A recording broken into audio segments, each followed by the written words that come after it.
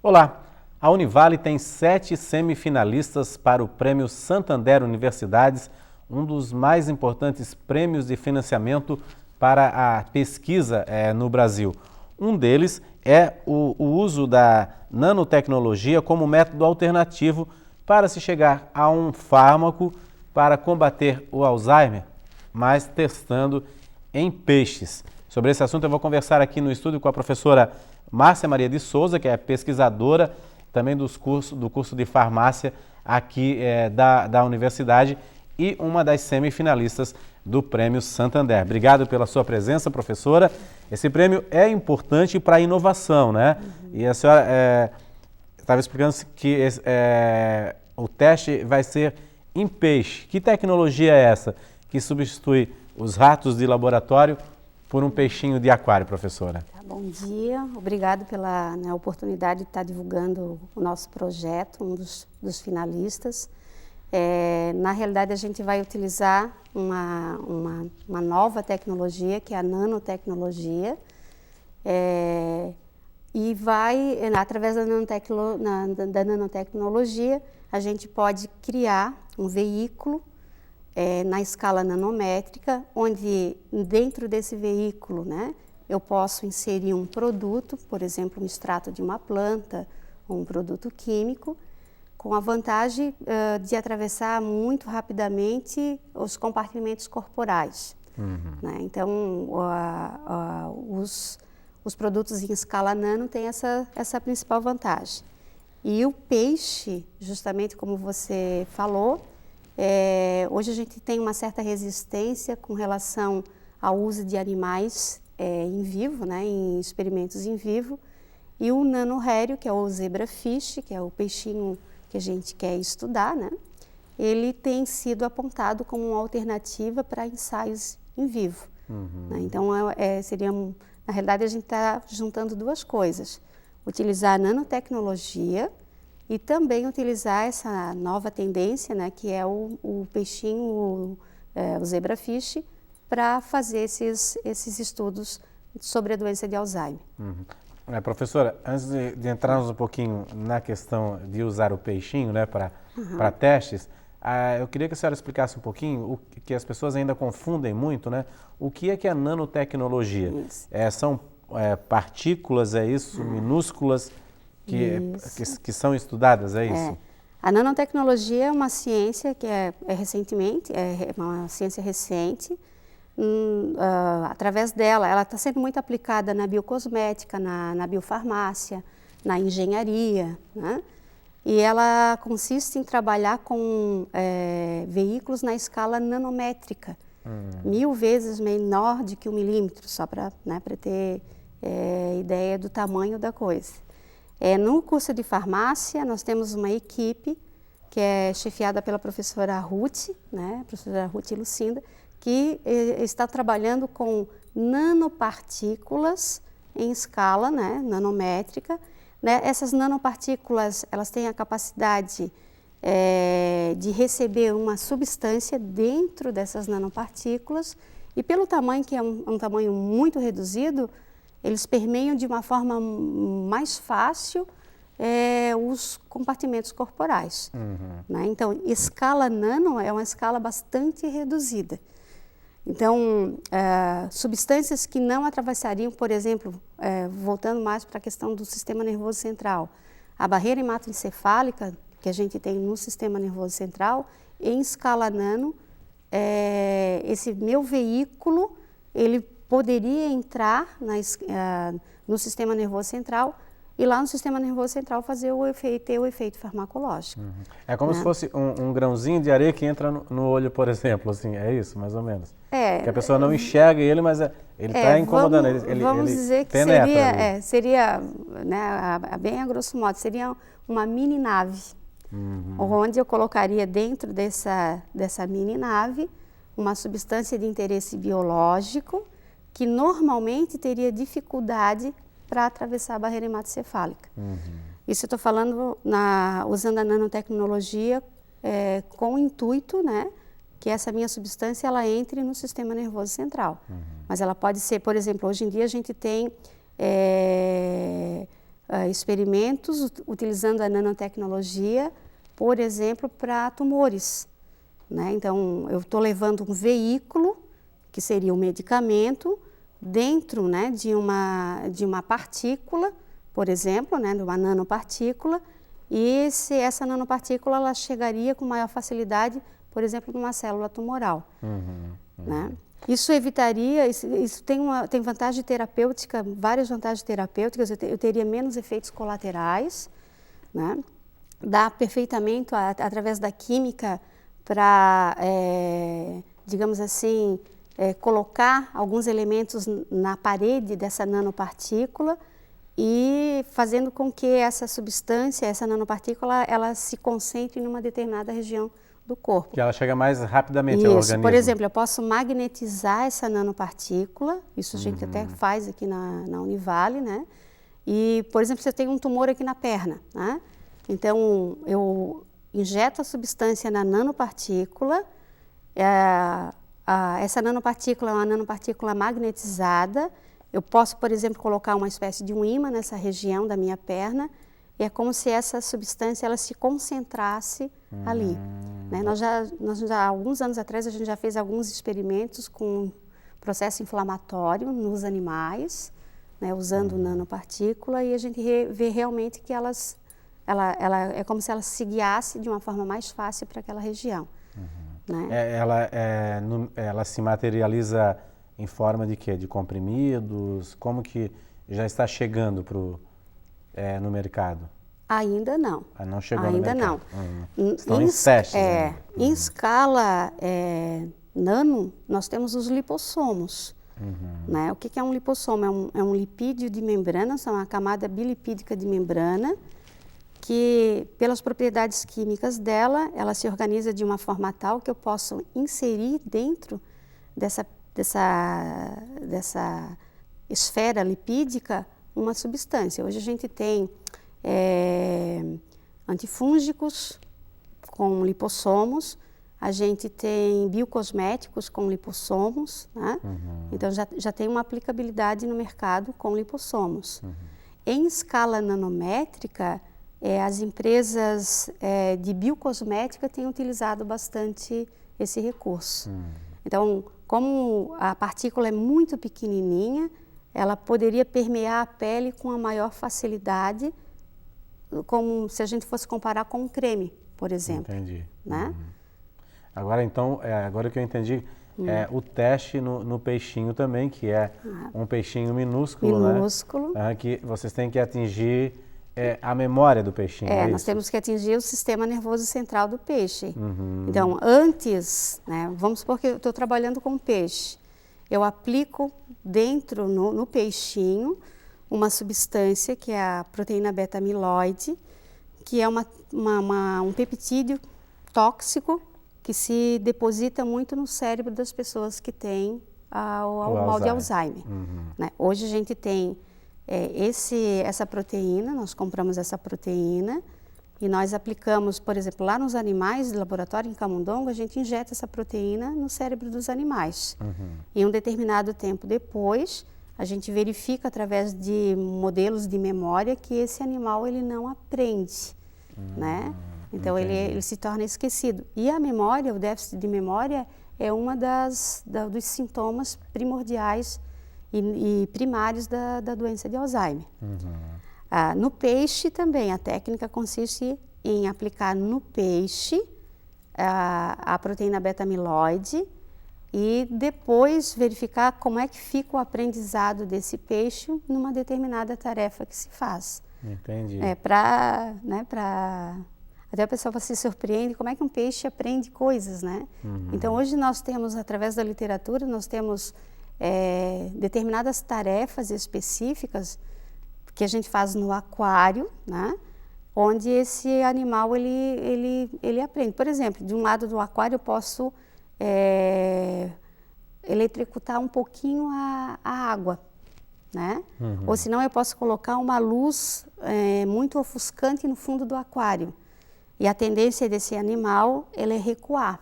Entendi. Né? Aham. Então, por aí que já se ele percebe treina, o aprendizado. Ele treina, se faz um treino. Como nós fizemos com os ratos também, né? Os ratos e os camundongos. Ali no nosso laboratório nós temos um modelo chamado esquiva inibitória, onde nós colocamos numa sessão de treino o animal em cima de uma plataforma e quando ele desce dessa plataforma, ele ganha um pequeno choque na pata. E ele sabe que aquele ambiente do assoalho, ele é um ambiente nocivo. Quando a gente treina, quando a gente testa esse animal 24 horas depois, a gente percebe que ele fica um maior tempo em cima da plataforma. Ele aprendeu que o assoalho, ele não deve ir. Se você injeta o peptídeo amiloide nesse animal, um determinado tempo antes, né, você verifica que ele esquece que embaixo na plataforma ele vai ganhar o choque. É uma simulação de um É Alzheimer. uma simulação. Né? De um esquecimento. Na realidade, eu estou treinando esse animal para uma tarefa. Né? E eu posso dizer que esse animal, na realidade, o Alzheimer não é uma doença de animal, é de humano. Mas eu posso induzir no cérebro desse animal os mesmos processos bioquímicos que levam à morte dos neurônios, como acontece no paciente com Alzheimer, com a doença especificamente. Tá certo, professora. A gente vai fazer um rápido intervalo. Daqui a pouco eu volto a conversar com a professora Márcia a respeito dessa experiência interessante aí, que realmente utiliza aí uma inovação para utilizar os peixinhos ao invés dos ratos de laboratório. É uma técnica que é um pouco mais barata também, menos trabalhosa, já que os peixes se multiplicam mais rapidamente também. É um instante só.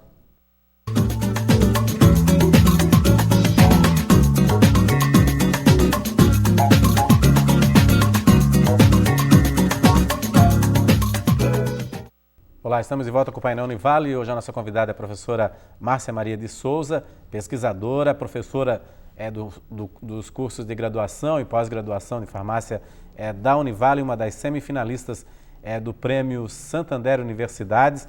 É um importante prêmio para financiamento de pesquisas no Brasil. A professora está com um trabalho inovador que é a nanotecnologia como método alternativo para testes de medicamentos para o Alzheimer, utilizando também o peixinho chamado zebrafish, um peixinho que a gente encontra também nos aquários que são vendidos nas lojas.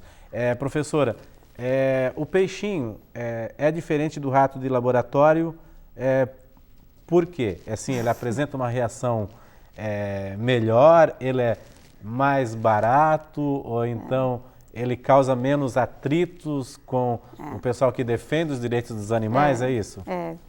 Acho que está certo em todos os sentidos. Primeiro, a criação do peixe, a partir do momento que se monta os aquários, né? Se estabelece o sistema, a criação do peixe ela é muito mais barata do que a criação de camundongos. Segundo, você consegue muito mais espécies, né? Em termos de número, e num tempo mais rápido do que o camundongo. Como o ciclo de vida do peixe ele é super diferente do camundongo, né? Eu posso conseguir, por exemplo, um peixe idoso num tempo maior, se eu for comparar com um camundongo, então também é uma vantagem. Outra coisa, nós podemos estudar também a larva do peixe. Por exemplo, o efeito tóxico de alguma substância na larva, né? Esse peixinho também está sendo usado muito geneticamente. Então, através dos modelos de genética, o genoma desse peixe ele já foi todo sequenciado. Então, também daria de estudar sobre o ponto de vista genético. E, por último, né, ainda existe, né, por parte da sociedade, uma resistência muito grande da utilização de animais de laboratório em ensaio pré-clínico. Então, o peixe também seria uma alternativa viável, um peixinho pequeno, né, seria uma alternativa viável para a gente, digamos assim, suprir esse obstáculo. Então, ele tem 1000 vantagens, né, se a gente for comparar com o animal de laboratório. Ele se reproduz rapidamente também? Muito rapidamente. O manuseio também não é difícil.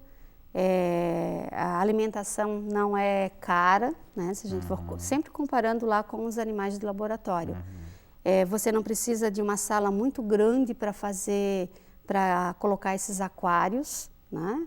Então também a parte física relacionada aos experimentos também não é complicado, porque na realidade você vai testar dentro do aquário, né? Os modelos que você vai usar com o peixe é num aquário. Barateia a pesquisa, Barateia a né? E, pesquisa. consequentemente, se surgir um medicamento a partir daí também vai para o mercado de forma mais barata, né, professora?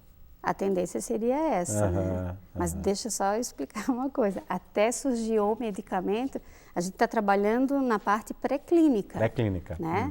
Nós estamos trabalhando com extratos de planta, nós estamos implementando uma técnica nova, né? Até chegar no medicamento... Leva muito tempo. Leva muito tempo. Leva muito tempo, né?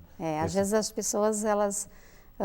né, surge a notícia lá que uma universidade está trabalhando com determinada planta, então o pessoal... Exatamente. Não é assim, né? A gente tem que ter cuidado. É bom lembrar disso, que a gente tem que ter cuidado. O pessoal trabalha aqui com o bacupari também, extrai, né, dos galhos do bacupari que talvez, né, possa combater o câncer, mas não é para a pessoa ir lá e começar a comer as folhas do bacupari, porque realmente são testes pré-clínicos, né? Ainda não se há certeza, né, professora? Não se há certeza. Uma coisa é tu testar no animal, né, a parte pré-clínica, e depois passar para o humano. Né? Então, é preciso que as pessoas tenham essa percepção na realidade, né? Agora, professora, a senhora havia explicado que, por exemplo, a senhora vai aplicar a nanotecnologia no sistema nervoso do peixinho. Isso. E vai induzir, né, a doença, por exemplo, deixá-lo doente.